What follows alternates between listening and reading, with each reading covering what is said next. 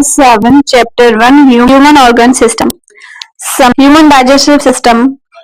Mouth start carbohydrates digestion. Also break food into the pieces by teeth. Carbohydrates की digestion mouth से start होती है. खाना हम खाते हैं उसको स्मॉल पीसेस में तोड़ा जाता है टीथ के मदद से. वो खाना फेरेंस से गुजरता हुआ आगे जाता है. फेरेंस के बाद आता है oesophagus. Oesophagus transport food.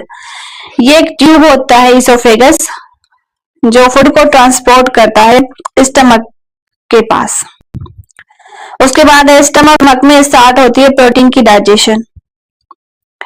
HCl hydrochloric acid किल करता है, मारता है बैक्टीरियाज को, जर्म्स को जो कि फूड में आ जाते हैं. Pancreas digest carbohydrate, fat and protein. Pancreatic जो है ना वो डाइजेस्ट करता है, हजम करता है carbohydrate, protein, fats. Liver produced bile to break fat molecules into the small pieces. Liver जो है ना वो बाइल प्रोड्यूस करता है, जो फैट होता है ना फैट मॉलिक्यूल्स को स्मॉल पीसेस में करता है बाइल. बाइल प्रोड्यूस होता है एंड गॉल ब्लैडर में स्टोर होता है. स्टमक के बाद खाना जाता है स्मॉल इंटेस्टाइन में जहां कंप्लीटली डाइजेशन होती है. This and completes the digestion of carbohydrates, fats and protein. It helps in absorption of food. Stomach से खाना जाता है स्मॉल इंटेस्टाइन में और स्मॉल इंटेस्टाइन में कंप्लीट डाइजेशन होती है. कंप्लीट डाइजेशन होती है कार्बोहाइड्रेट की, फैट्स की, प्रोटीन की. It helps absorption of food और ये हेल्प करता है फूड को एब्जॉर्ब करने में. उसके बाद वो फूड जाता है लार्ज इंटेस्टाइन में. Large intestine absorbs water and minerals. Large intestine जो होता है ना उसमें एक बैक्टीरियाज रहते हैं जो फ्रेंडली बैक्टीरियाज होते हैं जो कोई नुकसान नहीं देते. लार्ज इंटेस्टाइन में रहकर हेल्प करते हैं फूड, मिनरल्स और वाटर एब्जॉर्ब करने में. Rectum stores. रेक्टम जो होता है वो स्टोर करता है फीसेस. जब खाना कंप्लीट डाइजेशन होता है उसके बाद बचा होता है वो फीसेस में कन्वर्ट हो जाता है और वो रेक्टम में जाता है, स्टोर होता है. उसके बाद अनस से बहुत सारा फीसेस बाहर आ जाता है. Rhythmic action of digestion track become slow. Constipation wears it. Rhythmic action of digestion track become fast case by diarrhoea.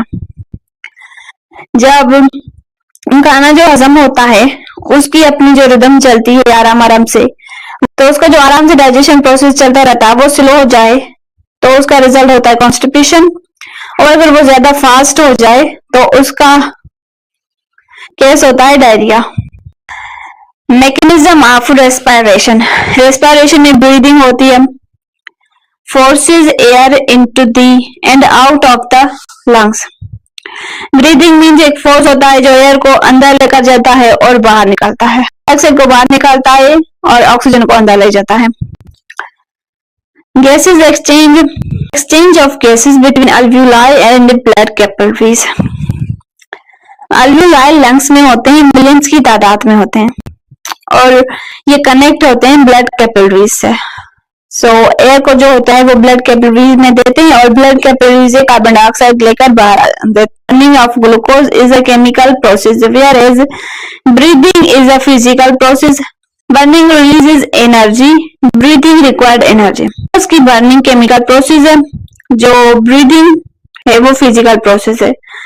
Burning में एनर्जी रिलीज होती है और ब्रीदिंग के लिए एनर्जी रिक्वायर्ड होती है. Common respiratory disease are cough, cold, tuberculosis and asthma.